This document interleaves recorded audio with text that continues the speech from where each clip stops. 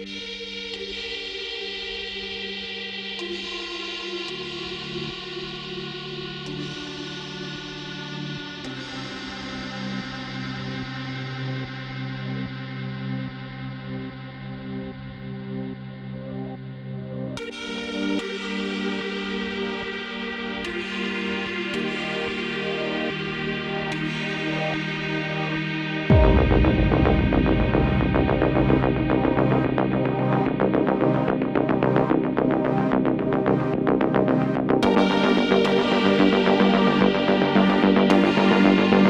عراق میں پانی کی کمی کا سامنا، اور اس کی وجہ طویل ترین دریائے فرات کا خشک ہونا ہے، بل کی طرف جانے والی عظیم سڑک اور خشک دریا کا گزرگاہ۔ وہ دن جب پوری دنیا فنا ہو جائے گی، یہ وہ دن ہے جب دنیا کے آخری وقت پر اللہ کا وعدہ پورا ہوگا۔ تمام انسان اور جانور اس چیخ اور خوف سے مرنا شروع ہو جائیں گے، زمین پھٹ جائے گی، پہاڑ روئی کی طرح اڑنے لگیں گے، اور ستارے اور سیارے ٹوٹ کر گر پڑیں گے۔ اس عظیم دن کی خبر تمام انبیاء کرام نے اپنی اپنی امتوں کو دی ہے، تاہم آخری نبی حضرت محمد صلی اللہ علیہ وآلہ وسلم نے اپنی امت کو خبر دی کہ قیامت بہت قریب آ گئی ہے، لیکن قیامت کب آئے گی اس کی درست تاریخ اور وقت صرف اللہ ہی جانتا ہے۔ یہ ایک راز ہے جو اللہ کے سوا نہ کوئی فرشتہ نہ کوئی نبی بتا سکتا ہے، تاہم کچھ غیب کی خبریں نبی اکرم صلی اللہ علیہ وآلہ وسلم کو بتائی گئیں جو آپ نے صحابہ اکرام کو بتائیں۔ یہ نشانیاں پوری ہوں گی اس سے پہلے قیامت ظاہر نہ ہوگی۔ ان نشانیوں میں سے ایک پیشن گوئی یہ ہے کہ جلد ہی فرات کا دریا خشک ہو جائے گا اور اس میں سے سونے کا پہاڑ ظاہر ہوگا۔ جب لوگ اس بارے میں سنیں گے تو اس کی طرف دوڑیں گے۔ جو لوگ اس پہاڑ کے قریب ہوں گے وہ کہیں گے اگر ہم نے اسے چھوڑا تو دوسرے لوگ اسے لے جائیں گے۔ لوگ اس خزانے کے پیچھے لڑیں گے اور ہر شخص سوچے گا شاید میں زندہ رہوں اور اس دولت پر قبضہ کر لوں۔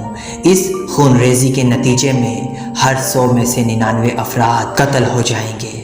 حضرت محمد صلی اللہ علیہ وآلہ وسلم نے مزید فرمایا کہ اگر اس وقت کوئی زندہ ہو تو اسے اس خزانے سے کچھ نہیں لینا چاہیے۔ دریائے فرات یعنی یوفریٹس دریا ترکی کے کوہ ارارات کی برف پوش چوٹیوں سے نکلتا ہے، یعنی وہ ارارات پہاڑ ہے جس کے بارے میں کہا جاتا ہے کہ حضرت نوح علیہ السلام کی کشتی طوفان کے بعد یہاں آ کر ٹھہری۔ فرات 2800 کلومیٹر لمبا دریا ہے جو ترکی، شام، اردن، کویت اور عراق سے ہوتا ہوا خلیج فارس یعنی پیشن گلف میں جا کر گرتا ہے۔ دریائے فرات کے کنارے ماضی میں ایک بہت بڑی تہذیب آباد تھی جسے قدیم بابل کی تہذیب کہتے ہیں۔ شام کے شہر جرابلس کے مقام پر مماخ اور دائق کے مقام کے قریب ایک صحرا ہے جہاں سے فرات گزرتی ہے۔ اسی مقام پر رسول اکرم صلی اللہ علیہ وآلہ وسلم نے اس بڑی جنگ کی پیشن گوئی کی ہے جس میں آل روم یعنی یورپ کے لوگ 80 جھنڈوں تلے جمع ہو کر مسلمانوں سے جنگ کریں گے۔ شیعہ عقیدے کے مطابق یہی وہ علاقہ ہے جہاں غار سرمن رائے واقع ہے، جہاں امام حسن عسکری کے بیٹے امام مہدی علیہ السلام کا ظہور ہوگا۔ حضرت ابراہیم علیہ السلام سے لے کر حضرت امام حسین علیہ السلام کی شہادت تک دریائے فرات کے کنارے بے شمار اہم ترین واقعات رونما ہوئے۔ نہر فرات کا ذکر بائبل میں بھی موجود ہے۔ انجیل کے مکاشفہ میں اس نہر کا ذکر یوں آیا ہے کہ ایک وقت آئے گا جب یہ نہر سوکھ جائے گی اور پھر قیامت قریب آ جائے گی۔ اس نہر کے نیچے 4 فرشتے ہیں جنہیں بطور سزا نیچے پھینک دیا گیا ہے، اور قیامت سے پہلے اس میں سے ایک فرشتہ فرات میں ایک ایسا پیالہ انڈیلے گا جس سے اس کا پانی خشک ہو جائے گا۔ بائبل کے مطابق جب اللہ پاک نے حضرت آدم علیہ السلام اور حوا کو پیدا کیا تو انہیں جنت عدن میں رکھا جہاں مختلف درخت اور پھل موجود تھے۔ اسی جنت عدن میں ایک عظیم دریا بنایا گیا تھا جس کی 4 شاخیں تھیں۔ ان 4 شاخوں میں سے ایک شاخ دریائے فرات تھی جو اس دنیا میں آ گرتی ہے۔ اس طرح کی روایت اسلام میں بھی موجود ہے۔ جب رسول اکرم صلی اللہ علیہ وآلہ وسلم شب معراج پر تشریف لے جاتے ہیں تو آپ نے دیکھا کہ ایک عظیم درخت سدرۃ المنتہا کی جڑوں سے 4 دریا نکلتے ہیں۔ حضرت جبرائیل نے آپ کو بتایا کہ ان میں سے 2 دریا نیل اور فرات دنیا میں جا کر گرتے ہیں۔ یہ بتانا کہ دریائے فرات کا کون سا حصہ جنت کے متصل ہے جو پانی اس زمین پر آتا ہے، یہ ایک گہرا راز ہے۔ حضرت محمد صلی اللہ علیہ وآلہ وسلم کی پیشن گوئی کے مطابق دریائے فرات سے نکلنے والا سونا ہی ایک عظیم جنگ کی وجہ بنے گا جسے حرب ہرمجدون کہا جاتا ہے، اور اس کے بعد قیامت قریب ہو جائے گی۔ اس جنگ میں ہر لشکر یہ سوچے گا کہ دریائے فرات سے نکلنے والا سونے پر اس کا قبضہ ہو جائے۔ حقیقت میں یہ لڑائی اور سونے کا خزانہ ایمان والوں کے لیے ایک آزمائش ہوگی جو دنیا کی مال و دولت کے فتنوں میں مبتلا ہوں گے۔ دریائے فرات سے نکلنے والا یہ خزانہ ان کے لیے ایک آزمائش ہوگا۔ دریائے فرات کے سونے کے پہاڑ پیشن گوئی کی آخر تک تعمیر ہے، اور یہ سونا کب ظاہر ہوگا اس کے بارے میں علماء اور ماہرین کی مختلف رائے اور نظریات موجود ہیں۔ بعض علماء کا کہنا ہے کہ جب سونے کے پہاڑ کا ذکر کیا گیا ہے وہ ظاہر ہو چکا ہے، اور یہ سونا دراصل شام اور عراق سے نکلنے والا تیل ہے جو 20ویں صدی میں زمین کے اندر سے دریافت کیا گیا۔ اس تیل کو دنیا کا کالا سونا یا مائع سونا بھی کہا جاتا ہے، لہٰذا حدیث میں سونے کے پہاڑ کو دراصل اس کالے سونے کی تشبیہ دی گئی ہے جو مجازی معنوں میں استعمال کیا گیا ہے۔ تیل کی دریافت کے بعد یورپ اور عرب ممالک کے درمیان طاقت و دولت اور وسائل کی شدید مقابلہ بازی شروع ہو جاتی ہے۔ عراق اور فرات کے دونوں کناروں پر بڑے بڑے تیل کے کنویں اور خزائر موجود ہیں جن سے بیرل تیل روزانہ نکلتا جاتا ہے، جبکہ صرف عراق کے پاس 140 ارب بیرل کا ذخیرہ موجود ہے۔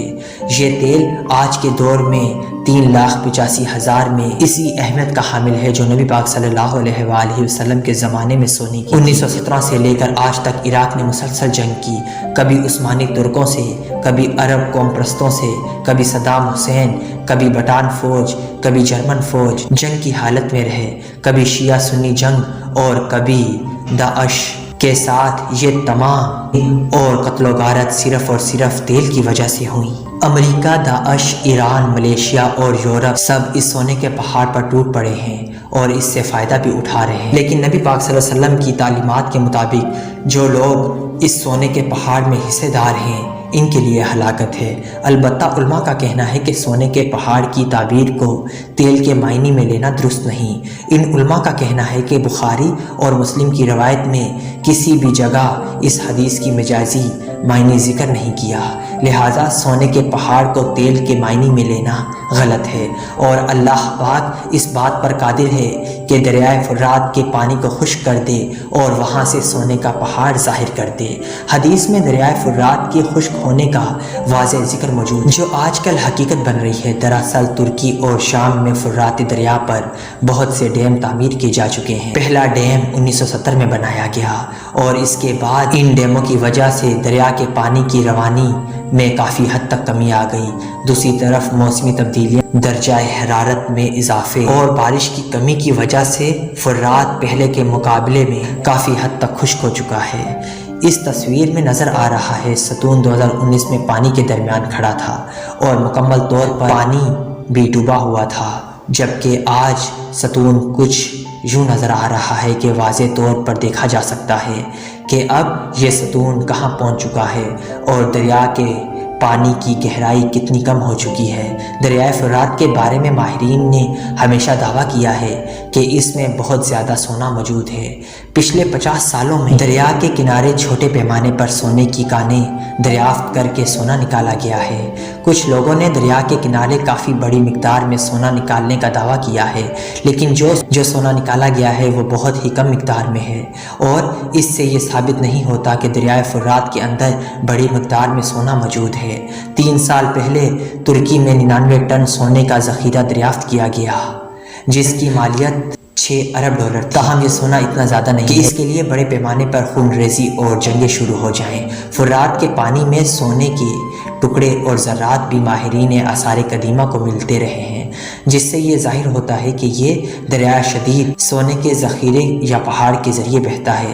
مستقبل میں حدیث کی پیشن گوئی سچ ثابت ہونے کے امکان بہت زیادہ ہیں۔ جس طرح ترکی میں سونا دریافت ہوا ہے، ممکن ہے کہ جب فرات کا پانی خشک ہو جائے اور ترکی تک پہنچے تو وہاں یہ پہاڑ ظاہر ہو جائے اور ایک بڑی خون ریزی کی وجہ اور جنگ شروع ہو جائے، جس کے بعد ترکی بھی مسلمانوں کے ہاتھوں سے نکل جائے۔